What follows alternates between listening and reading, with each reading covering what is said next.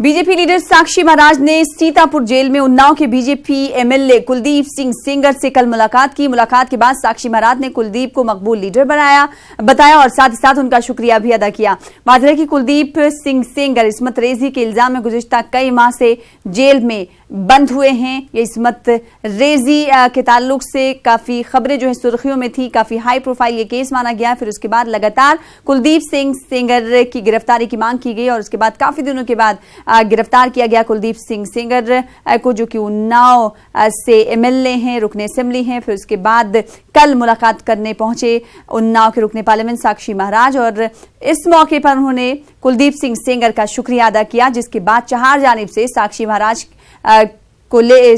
महाराज पर तनकीदें की जा रही हैं। हमारे यहाँ के बहुत ही यशस्वी लोकप्रिय विधायक कुलदीप सेंगर जी यहाँ काफ़ी समय से हैं। चुनाव के बाद उनका धन्यवाद करना उचित समझा तो मैं आया। विधायक जी से आप मिले, जेल में कोई प्रॉब्लम कोई सिस्टम? नहीं, विधायक जी से केवल मिलने के लिए आए और कोई कारण नहीं है। उनकी परेशानी या सुविधा या सुख उसकी चिंता मैं तो कर नहीं सकता, उसके बारे में कुछ कह भी नहीं सकता। मेरा केवल अब हमारे ने मुलाकात करा दी, आज छुट्टी का दिन है, फिर मुलाकात करी, बड़ी बात है। साक्षी महाराज की कुलदीप सिंह सेंगर से मुलाकात पर सामाजिक कारकुन आभा सिंह ने क्या कुछ कहा है, आइए सुनते हैं। कुलदीप सेंगर जो एमएलए थे उन्नाव से, उनके ऊपर न सिर्फ एक रेप का आरोप है बल्कि आरोपी के पिता को पिटवा के मार डालने का भी आरोप है। तो 376 रेप और 302 मर्डर दोनों के गुनाह में उनको जेल में रखा गया है।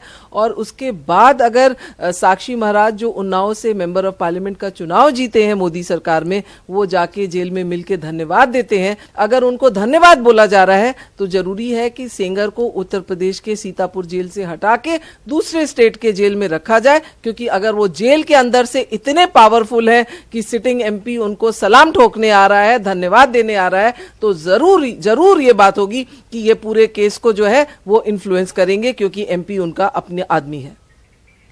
मरकजी वजीर दाखिला अमित शाह दफ्तर दाखिला में आला हुकाम के साथ मीटिंग कर रहे हैं। मीटिंग में सेक्रेटरी दाखिला राजीव गाबा, रॉ के chief Anil Dhasmana, special director IB और कौमी सलामती मुशीर अजीत डोभाल शिरकत कर रहे हैं। मीटिंग में दाखिली सलामती जैसे उमूर पर तबादले ख्याल किया जा रहा है। तो लगातार मीटिंग दाखिली उमूर को लेकर हो रही, तीसरी मीटिंग ये मानी जा रही है। इस मीटिंग के हवाले से बातचीत करेंगे। विनीत हमारे साथ, हमारे नुमाइंदे जुड़ चुके हैं। विनीत, मरकजी वजीर दाखिला अमित शाह ओहदा संभालने के बाद लगातार ये तीसरी मीटिंग समझी जा रही है। इस मीटिंग में क्या कुछ फैसले लिए जाने हैं इंटरनल सिक्योरिटी को लेकर? आज निश्चित तौर पर मैं आपको बताना चाहूंगा कि ये 4 दिन में ये तीसरी बैठक है, काफी महत्वपूर्ण हो जाता है। आंतरिक सुरक्षा को लेकर के यहाँ पर बैठक हो रही है। अमित शाह लगातार अपने अधिकारियों के साथ बैठक कर रहे हैं और आप समझ सकते हैं कि 4 दिन में ये चौथा दिन उनका पदभार का हुआ और ये तीसरी मीटिंग कर रहे हैं, बड़ी मीटिंग है। इसमें वह जो माना यह जा रहा है कि आंतरिक सुरक्षा को लेकर के यहाँ पर बैठक की जा सकती है। आंतरिक सुरक्षा के मसले पर यहाँ पर वह बैठक करेंगे। साथ ही साथ जो नक्सल में प्रभावित क्षेत्र है उसको लेकर के बैठक में हो रही है। साथ ही साथ मैं आपको बताना चाहूंगा कि कश्मीर के हालात को लेकर के, कश्मीर में जैसा कि मैं पहले अभी कुछ दिन पहले चुनाव आयोग ने भी ये नोटिफिकेशन जारी किया था, जिसमें यह कहा था कि इस साल के अंत तक कश्मीर में चुनाव हो सकते हैं। तो वह कश्मीर के हालात को और बेहतर बनाने के लिए यह बैठक हो रही है। तो काफी महत्वपूर्ण बैठक है। अमित शाह जब से प्रभार संभाले हैं तब से एक्शन में है और उन्होंने चौथे दिन में यह तीसरी बड़ी बैठक की है, जिसमें आंतरिक सुरक्षा को लेकर के काफी कुछ चर्चाएं हो रही हैं। जब मरकजी वज़ीर दाखिला के ओहदे के तौर पर अमित शाह का नाम सामने आया था, तब ये अटकलें लगाई जा रही थी और कहा जा रहा था कि अमित शाह के सामने नक्सल और साथ ही साथ नक्सल इलाकों से कैसे वो लड़ेंगे और ये बड़ा चुनौती भरा हो सकता है। और साथ ही साथ आर्टिकल 370-35A को लेकर वो लगातार हमने देखा कि चुनाव तशहीर में वो बात करते रहे कि जब वो एक बार फिर से इख्तिदार में आएंगे, सत्ता में आएंगे, तो आर्टिकल 370 वो बिल्कुल हटाएंगे। क्या लगता है कि रोड मैप तैयार किया जा रहा है इन तमाम चीजों का? आने वाले दिनों में, इन 5 सालों में कैसे काम किया जाएगा, या फिर सिर्फ इंटरनल सिक्योरिटी को लेकर ही बातचीत हो रही है?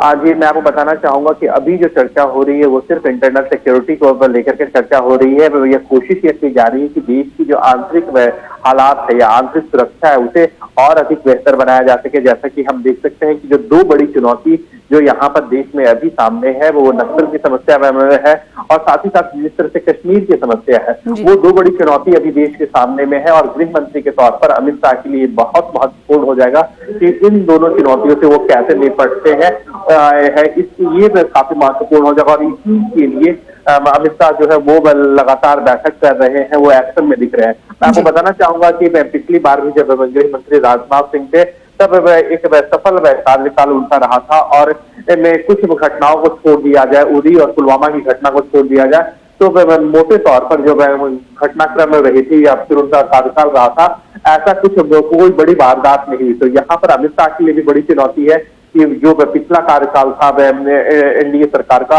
उसे वो उसी के तरह वो बेहतर चलाए, और जो कुछ हालात जहाँ पे खराब है, चाहे अगर कश्मीर के बारे में बात करें वहां पर आंतरिक सुरक्षा के लिए चुनौती बनी हुई है, साथ ही साथ कुछ नक्सल प्रभावित क्षेत्र है वहां पर वो भी चुनौती बनी हुई है, तो उनसे कैसे निपटा जाए। जी विनीत, हमने पीडीपी के साथ बीजेपी का गवर्नमेंट भी देखा जम्मू कश्मीर में, जब भी हालात जो हैं कुछ अच्छे नहीं रहे, फिर उसके बाद 5 साल तक सेंट्रल में भी रही बीजेपी, इसके बाद एक बार फिर से आवाम ने भरोसा जताया। ऐसे में क्या लगता है कि इन 5 सालों में कश्मीर की तस्वीर बदलती हुई दिखाई देगी? बीजेपी इस हवाले से कुछ ज्यादा कुछ खास करने वाली ये कर पाएगी? कितना बड़ा चैलेंज?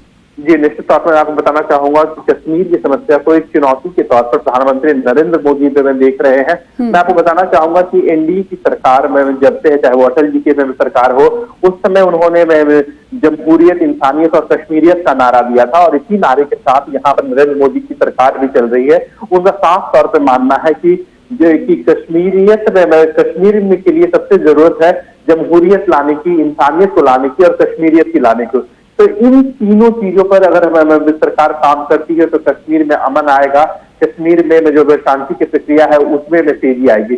तो इसी सब नारों के साथ और इसी चीज को मुख्य केंद्र में रख करके यहाँ पर सरकार काम कर रही है। अमित शाह भी इसी चीज को लेकर के काम कर रहे हैं, क्योंकि कश्मीर को अगर शांत करना है, आतंकवाद को पूरी तरह से खत्म करना है, तो वहां पे जमहूरियत लाना बहुत जरूरी है, वहां पे चुनाव करवाने बहुत जरूरी है, और चुनाव के लिए सबसे जरूरी है कि उस तरह का माहौल बनाया जाए। यही कोशिश जो है वो बीजेपी में कर रही है, यही कोशिश प्रधानमंत्री नरेंद्र मोदी कर रहे हैं, और यही कोशिश अब बीजेपी के राष्ट्रीय अध्यक्ष अमित शाह, लेकिन अब उन्होंने केंद्रीय मंत्री का पद संभाल लिया है, गृह मंत्री है, वो भी यही कोशिश कर रहे हैं कि कश्मीर में सबसे जरूरी है शांति व्यवस्था कायम करना और अधिक से अधिक लोगों को जमहूरियत में शामिल करना, ताकि कश्मीर में शांति व्यवस्था को और बढ़ावा मिल सके। तो वजीर दाखिला का ओहदा संभालने के बाद अमित शाह एक्शन मोड में नजर आ रहे हैं। गुज़िश्ता 4 दिनों में 3 मीटिंग्स हुई हैं, जिसमें आईबी चीफ और राव चीफ और साथ ही साथ इंटरनल सिक्योरिटी के माहिरीन के साथ वो मीटिंग लगातार कर रहे हैं, तबादले ख्याल कर रहे हैं। काफी लंबी ये मीटिंग्स चलती रही हैं। बेहद शुक्रिया विनीत हमारे साथ जुड़ने के लिए। इस मीटिंग के हवाले से आपसे आगे भी राब्ता कायम करते रहेंगे। वजीर खारजा एस जयशंकर ने एतराफ किया है कि सार्क मुल्कों के साथ कुछ दुश्वारियां हैं। दिल्ली में बदलती दुनिया, बदलता हिंदुस्तान के जेर उन्वान एक प्रोग्राम में कलदी खुतबा देते हुए जयशंकर ने पाकिस्तान का नाम लिए बगैर कहा कि दहशतगर्दी समेत कई मसाइल दरपेश हैं। इन्होंने कहा कि बिम्स्टेक ग्रुप में मुश्तरका समझ है, इसीलिए इस ग्रुप के मेंबर मुल्कों को सरबराहों को मोदी की हलफबर्दारी तकरीब में मदऊ किया गया था। तो वजीर खारजा एस जयशंकर ने एतराफ किया है कि सार्क मुल्कों के साथ कुछ दुश्वारियां हैं। The world is really today I mean, it's always a changing world, okay? But the question is, the changes are very sharp, very discontinuous, very much more complex than they have been in the past. And if they've gone in directions which we have broadly and collectively not anticipated, then I think that those changes are much harder to adjust to and to predicate your businesses on. So today, if one looks at what those changes are, I mean, clearly, I think the most obvious one is that globalization is under stress. Many of the assumptions of globalization. और यहाँ पर यह बताना जरूरी है कि सुब्रमण्यम जयशंकर ऐसे पहले वजीर खारजा हैं, जो ब्यूरोक्रेट्स थे, साबिक फॉरेन सेक्रेटरी थे, जिन्हें मोदी काबीना में जगह मिली है और बड़ा पोर्टफोलियो दिया गया है। काफी ये जो नाम है, दो नाम काफी चौंकाने वाले थे, एक अमित शाह और दूसरा सुब्रमण्यम जयशंकर प्रसाद। जयशंकर का फिलहाल आगे बढ़ लेते हैं। कांग्रेस लीडर मीम अफजल की बात करेंगे। उन्होंने कहा है कि जिन लोगों को ईद की नमाज और इससे मुतालिक मसाइल से परेशानी हो रही है, वो जान लें कि नमाज सिर्फ 15 मिनट या आधे घंटे की होती है, जबकि कांवड़ियों की यात्रा 15-15 दिन तक चलती रहती है और इससे होने वाली परेशानी से हम सभी वाकिफ हैं। जो लोग मजहबी जज्बात को भड़काने की कोशिश करते हैं, वो सिर्फ मीडिया में बने रहना चाहते हैं, क्योंकि इनको कोई पूछने वाला नहीं है। उसमें जाहिर है एक वक्त में सारे लोग नमाज पढ़ते हैं और ज़्यादातर ईद जो नमाज होती है बड़ी मसाजिद में होती है। अब छोटी मस्जिदों में भी होने लगी है, तो जगह चूँकि कम होती है तो कभी भी इस पर एतराज़ नहीं किया गया। भोला सिंह जी ने जो कुछ भी कहा है, मैं उनसे ये बात पूछना चाहता हूँ, 15 दिन तक उसी उत्तर प्रदेश में जहाँ से वो आते हैं वहाँ कांवड़ियों का जुलूस निकलता है, यात्रा होती है, लोग उसका इस्तकबाल करते हैं, गैर मुस्लिम उनको शरबत और खाना खिलाते हैं, उनको बाकायदा आराम पहुँचाने की कोशिश करते हैं, रात में उनके ठहरने का इंतज़ाम करते हैं।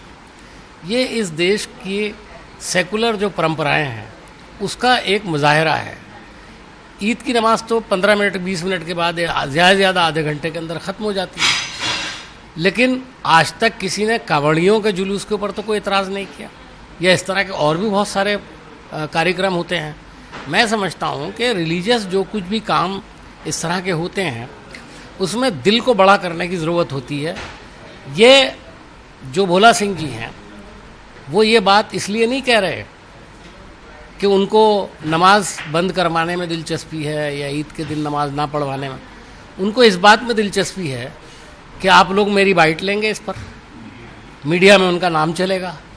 और कुछ लोग इस पार्टी भारतीय जनता पार्टी के कुछ लोग सिर्फ इसी तरह के बयान दे के लीडर बने हैं, जिसमें एक गिरिराज सिंह सबसे पहले पेश हैं, जिन्हें कोई जानता नहीं था भारतीय जनता पार्टी के आने से पहले। आज वो देश के बड़े नेता हैं, कैबिनेट मिनिस्टर तक बन गए और अभी डांट भी खा चुके हैं अपने सदर की। यूपी के हरदोई में सड़क हादसे में 6 अफराद हलाक हुए हैं, जबकि 30 जख्मी बताए जा रहे हैं। हलाकतें डीसीएम और ट्रैक्टर के तसादुम के नतीजे में हुई। ट्रैक्टर में सवार अफराद शादी की तकरीब से लौट रहे थे।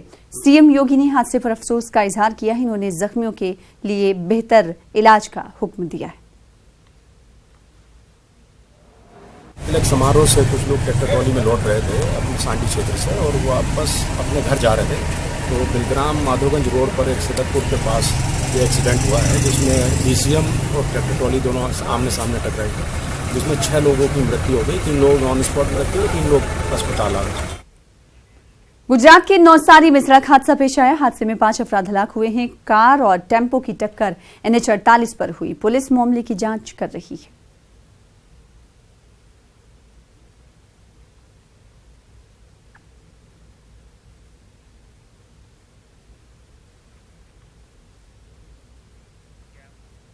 वहीं मध्य प्रदेश के धार में सनसनीखेज मामला सामने आया है। मोबाइल ब्लास्ट के दौरान एक 10 साल के बच्चे की मौत हो गई। बताया जा रहा है कि बच्चा घर में अकेला था, तभी चार्जिंग में लगा मोबाइल ब्लास्ट कर गया, जिसकी वजह से बच्चे के चेहरे और हाथ पर गहरी चोट आई। इसे अस्पताल में दाखिल कराया गया, जहां डॉक्टरों ने उसे मुर्दा करार दिया।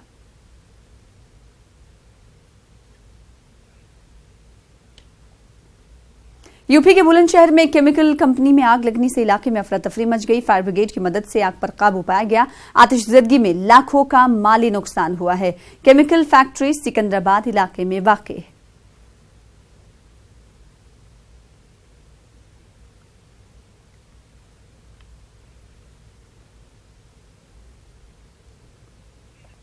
मगरबी बंगाल के नमता में एक और टीएमसी लीडर का कत्ल किया गया। मगरबी बंगाल के नमता पुलिस स्टेशन इलाके में टीएमसी लीडर पर बाइक सवारों ने गोलियां चला दी। हमले में टीएमसी लीडर की मौत वाकई हो गई। नमता पुलिस के जरिए 2 लोगों को गिरफ्तार किया गया है, जिसमें एक बीजेपी कारकुन भी शामिल है। ममता बनर्जी ने इलाके का दौरा करने का ऐलान किया है। गुज़िश्ता दिनों दमदम में भी एक टीएमसी लीडर का कत्ल किया गया था। टीएमसी ने इस कत्ल के लिए बीजेपी को ही जिम्मेदार ठहराया है।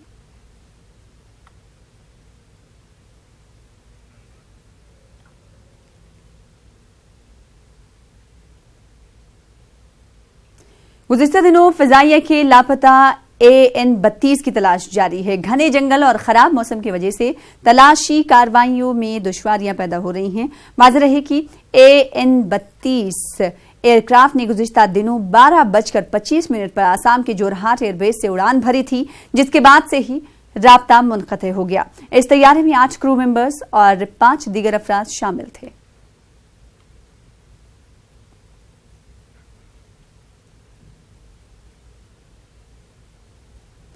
बिहार के पूर्णिया से खबर है। पूर्णिया में सड़क हादसे में 5 अफराद हलाक हुए हैं, जबकि 2 जख्मी हुए हैं। NH-31 पर ऑटो और ट्रक की टक्कर हुई। सभी महलूकीन का ताल्लुक सीतामढ़ी के बिसौल गांव से है। तमाम जख्मियों का इलाज सिलीगुड़ी के एक अस्पताल में चल रहा है।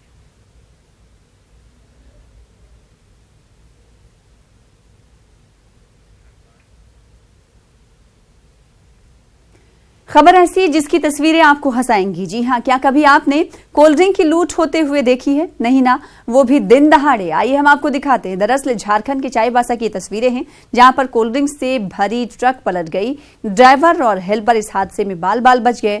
लोगों ने राहत और बचाव काम में हाथ बटाने के बजाय कोल्ड ड्रिंक लूटने को तरजीह दी। अपने बड़ों को कोल्ड ड्रिंक लूटता देख बच्चों ने भी देर नहीं लगाई। ये सब कुछ बीच सड़क पर होता रहा, लेकिन पुलिस नजर नहीं।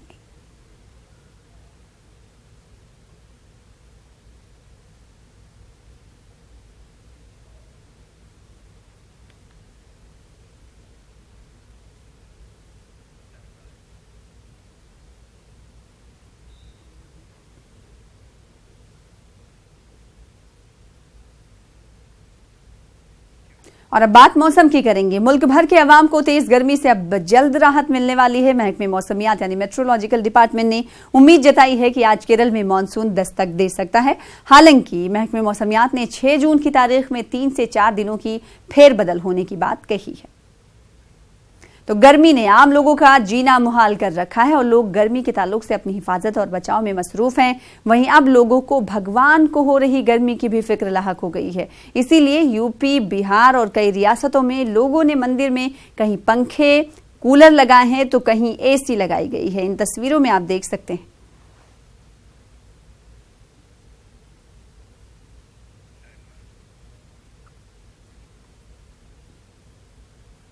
मुल्क भर में अमन के साथ कल ईद उल फित्र मनाई गई। लोगों ने एक दूसरे से गले मिलकर मुबारकबाद दी और अमन और खुशहाली के लिए दुआएं की गई। मुल्क के अवाम को सदर जमहूरिया रामनाथ कोविंद और वजीर आजम नरेंद्र मोदी ने ईद की मुबारकबाद पेश करते हुए मुल्क में अमन और भाईचारे का पैगाम दिया। ईद के मौके पर अटारी बॉर्डर पर भी भाईचारे की मिसाल देखने को मिली। हिंदुस्तान और पाकिस्तान के फौजियों ने आपस में मिठाइयां बांटी और एक दूसरे को गले मिलकर ईद की मुबारकबाद दी।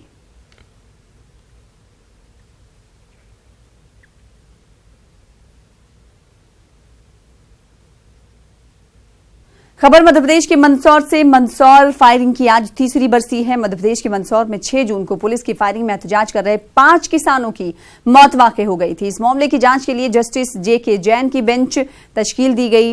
इस बेंच ने अपनी रिपोर्ट हुकूमत को सौंप दी है और सबसे अहम बात यह है कि JK जैन की बेंच ने इस मामले से जुड़े तमाम पुलिस एहलकारों और CRPF को क्लीन चिट दे दी।